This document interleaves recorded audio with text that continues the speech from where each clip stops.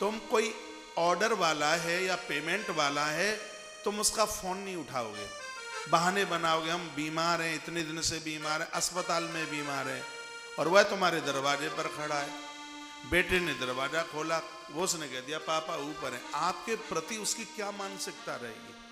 कोई दिक्कत है, परेशानी है, पेमेंट नहीं कर पा रहे हैं, अरे फोन खोलिए, उसको बोलिए कि ऐसी ऐसी स्थिति है। समझदार व्यक्ति मानेगा बिल्कुल, और वो तुम्हारी जो ईमानदारी है वो आपको इतनी बरकत देगी, आपको वहां पहुंचा देगी, आपकी इतनी इज्जत होगी। क्या हम लोगों से कारोबारी नहीं जुड़े हैं? क्या हम लोगों से बिजनेस व्यापारी लोग नहीं जुड़े हैं? जुड़े हैं। कभी वो मेरे पास बैठते हैं या मैं उनके पास बैठता हूं,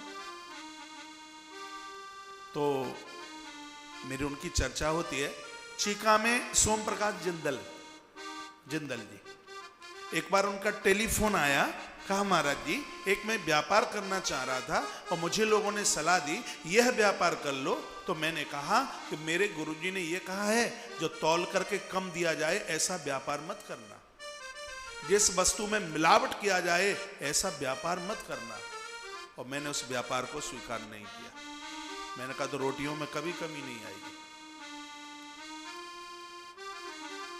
तो धर्म धन को बचाता है, और धर्म में सिर्फ मुंह से कह दिया धर्म, क्या है धर्म? ये भी तो बात पता होनी चाहिए, धर्म क्या है? धन को आप कैसे बचाएंगे? धर्म के द्वारा। धर्म क्या है? धर्म में सबसे पहले सत्य, व्यापार में झूठ बोलने से परहेज कीजिए, चलेगा, पक्का चलेगा। अब भाव में लीजिए, ज्यादा लीजिए, भाव में चलेगा। धर्म का पहला ही सूत्र है सत्य। मंदिर में, घर में आप मां बाबू जी के सामने झूठ बोलोगे, कितने दिन तक टिकोगे? और सब छोड़ो, 7 भामर पढ़ने वाली पत्नी के सन्मुख आप झूठ बोलोगे, या देवियां पति के सामने झूठ बोलेंगी, और जब पोल खुलने पर क्या पोजीशन होगी? असत्य भाषी कहां चलेगा? वो कहां टिकेगा? उसके लिए तो गुरुजनों के यहां उसके लिए जगह नहीं, माँ बाबू जी के लिए वहां उसके लिए जगह नहीं है, पत्नी के लिए उसको जगह नहीं, ससुराल में उसको जगह नहीं, कहीं जगह है ही नहीं उसके लिए।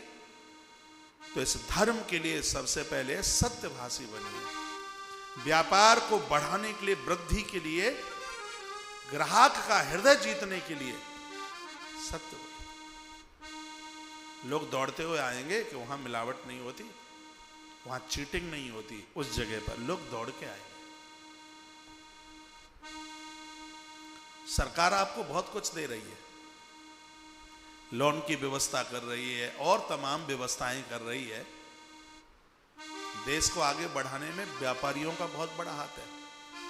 इसलिए मैं बहुत बार कहता हूं किसान को खूब सम्मान करो, उसको छूट करो, जो भी कर सकते हो वो करो, लेकिन देश के व्यापार को भी बढ़ाना। ये देश की एक रीढ़ की हड्डी है। व्यापारी टूट जाएगा, ग्रोथ रुक जाएगी, कुछ नहीं होगा।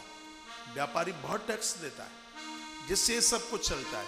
मंदिरों में उनके द्वारा, जहां और भी तमाम ये संस्थाएं, प्राइवेट संस्थाएं काम कर रही हैं, उसमें क्या व्यापारियों का सहयोग नहीं है? बहुत बड़ा सहयोग है।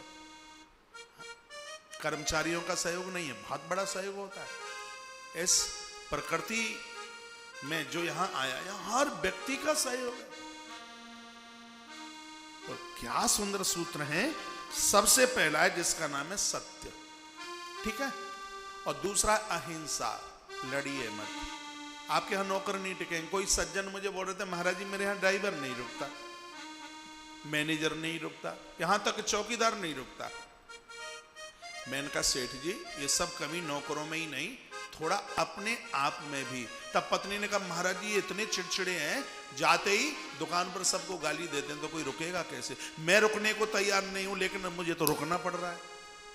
वो बोलती है तो सब कमियां और में ही नहीं है, थोड़ा अपने आप को भी तो देखें, अपने आप को बदलें।